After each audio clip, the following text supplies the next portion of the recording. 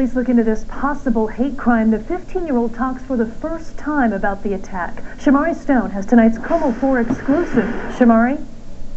Well, that's right. The teen is breaking his silence. This is a downright sickening story. He says a black man and an Asian man, possible Pacific Islander, asked him for a cigarette lighter. He says, okay, walks on over. All of a sudden, he says they grab him, punch him several times, slam him on the sidewalk right here, and then dragged him right over through this area, knocking him on the ground, mushing his face in the ground, then taking cigarettes and burning his neck just like this. He says they did this because he's white. The photos are so shocking, he cringes when he sees them. It has me shaken up every time I see it because it just, I don't know, I just get bad vibes overall from seeing those pictures. In an exclusive interview, 16-year-old Shane McClellan can now sit back, play video games, and share his story after being released from a hospital. He says 2 men viciously attacked him in West Seattle because he's white. Tell us about how your race played a role in this. I don't know, they kept trying to bring up, when I asked why I'm doing it, they just because you're white, you know, and then they started bringing up past, like, slavery, being like, white people did this. He told police one of his attackers was black, the other Asian or Pacific Islander. The trouble started when he was walking home from a friend's house around 2 o'clock in the morning. They're like, oh, white boy, you know, what are you doing? You can't hang out this late. What are you doing around here? You know, you can't, you're like, what do you, white boy has no belonging being out here at 2 a.m. And torturing him for hours in the bushes, stripping off his belt, whipping his back, taking turns, burning his neck with cigarettes, and pointing a gun at his head in retaliation for black slavery. This is for what your people did to our people while they were like whipping me with my belt, my studded belt. Shane lost consciousness and his attackers were gone when he woke up. A good Samaritan helped him. Police are investigating. In the meantime, Shane hopes officers catch and charge the suspects with a hate crime. Because they targeted me for being white, and they made it very clear that that was why they were assaulting me. Now, Seattle police referred the case to their bias crimes unit. They're reviewing it as a possible hate crime. Meanwhile, Shane's father hopes that his son learned his lesson. You cannot be walking home late at night, even if you're leaving your friend's birthday party. Shane says that he learned his lesson and hopes that police catch the suspects. Live here in West Seattle, I'm Shamari Stone, KOMO-4 News. Thank you, Shamari. A new failure for BP. The company admits the latest attempt to plug up that spill in the Gulf of Mexico is not working. But now the company says it has a new plan to stop the leak. Barbara Hall tells us what it is. After 3 days, BP officially announced that the so-called top kill effort to cut off the flow of oil into the Gulf had failed. After 3 full days of attempting top kill, we have been unable to overcome the flow from the well. So we now believe it's time to move on to the next of our options. BP will now try to cut the riser from which oil is spewing, install a new one, and place a custom-built cap over the breach. The company says it is hopeful but cannot guarantee success. Earlier in the day, crews, men and women, hired to help clean up beaches from the effects of the oil spill gathered on Grand Isle.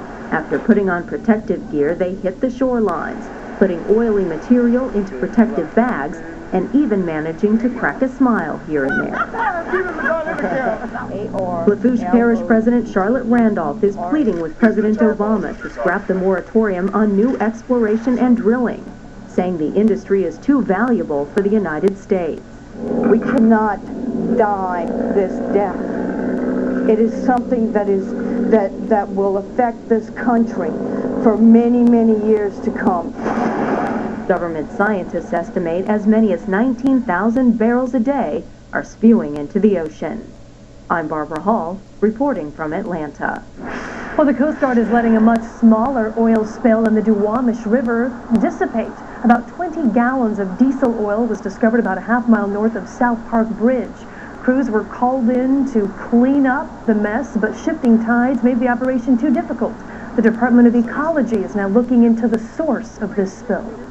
Well, it's been a dreary start to the holiday weekend, but will the sun actually peak out before Memorial Day? Shannon O'Donnell is here now with a quick check of the forecast. Shannon? Well, it's probably going to peak out. You can never rule out the occasional sunbreak around here, but boy, we haven't seen too many of them so far for the holiday weekend. After that long and wet and overcast week, more of the same today. Although right now, actually, it's probably better than it has been all day in terms of the moisture coming down. We're actually getting a break For the most part, from that rain over most of western Washington, just a few pockets of drizzle, mainly from Shoreline back through Everett, Cedar Woolley, and back into Arlington and Darrington tonight. So still overall a little bit overcast and damp, but not as wet as we've seen in recent nights. Temperatures right now dropping back into the 40s, including a cool 44 in Olympia and 48 in Everett.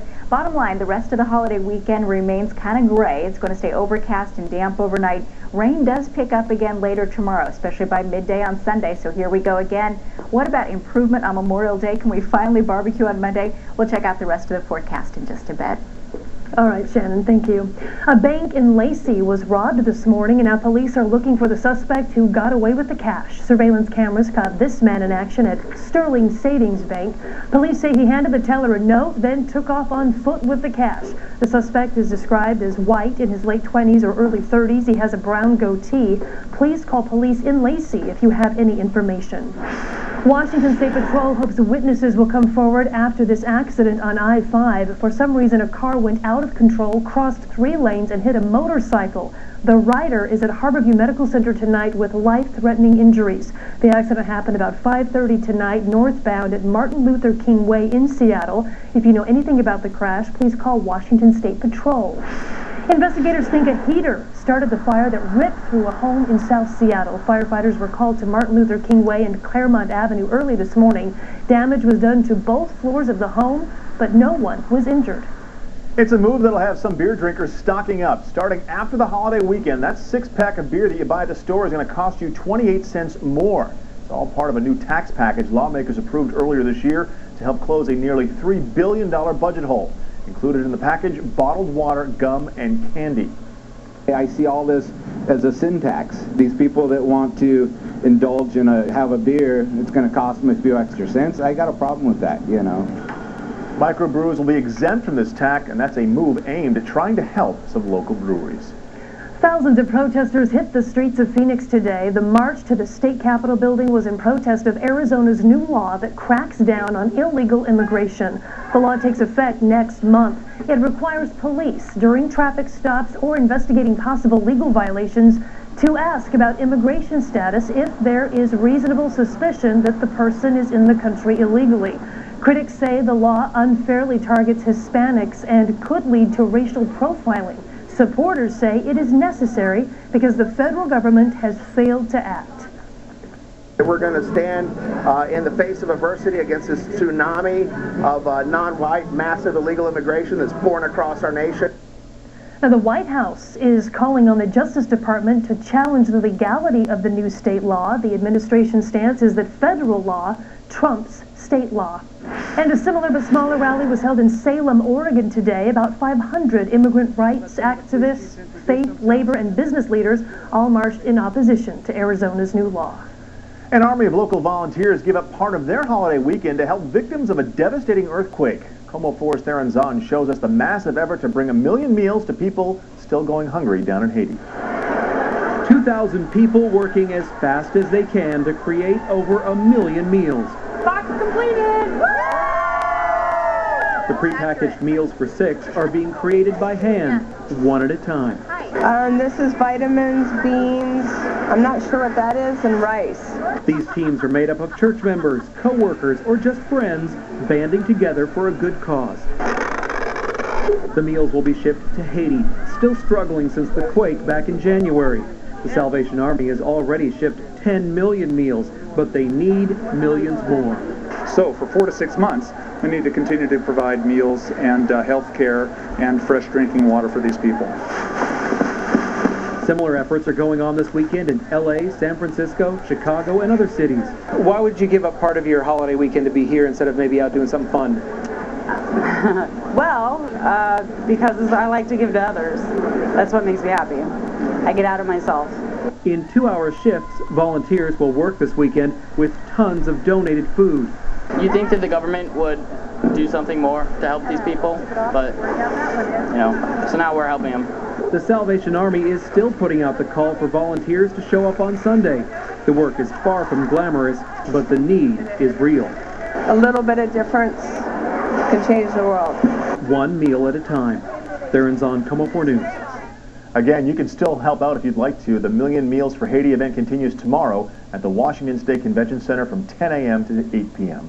A Hollywood legend died today. Actor and director Dennis Hopper lost his battle with prostate cancer. Hopper was probably best known for the 1960s classic Easy Rider. Over his 60-year career, he came to be known as a free spirit, a rebel, a wild man who never played it safe. Dennis Hopper was 74 years old. Coming up, heart-stopping moments on a highway. Cameras roll as a big rig veers, flips, and goes barreling towards oncoming cars. It's very nice, actually. I love Seattle. Well, his fancy footwork took him all the way to the finals on Dancing with the Stars. Now, Evan hits the ice in Western Washington. Plus, pain at the ballpark, how a pile-on at the Mariners matchup left the game winner injured at the plate. The story still ahead. Chinese are kicking our butts in clean energy investment. The Europeans are taking our new energy jobs. And countries who hate us are getting rich selling us